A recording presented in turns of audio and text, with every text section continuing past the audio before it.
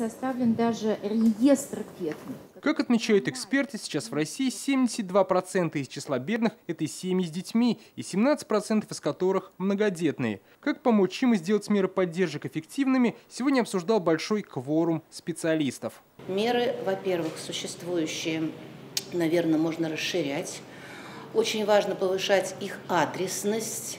И очень важно, конечно, чтобы эти деньги доходили конкретно и работали на цели, на которые, в общем-то, они предусмотрены. Как показывают социсследования, семьи с детьми ждут не только материальных выплат, но и развития социальной инфраструктуры и услуг. Наши родители называют уже не просто материальную поддержку рублевую. Очень многие называют обеспеченность детей дошкольными учреждениями, возможность действительно серьезных занятий в центрах дополнительного образования. Сегодня в дискуссии также прозвучало предложение снизить пенсионный возраст для многодетных отцов.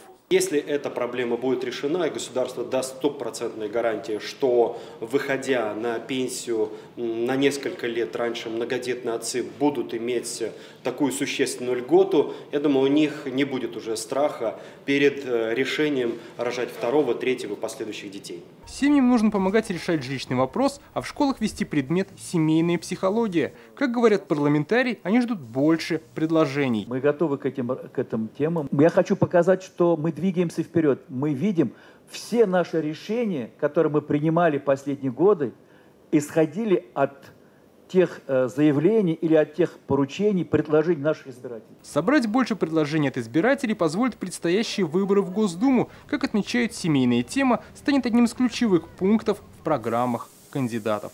Дмитрий Арин, Вадим Илларионов, ТНВ, Казань. Закажи рекламу на ТНВ. Телефон в Казани 5 705 100.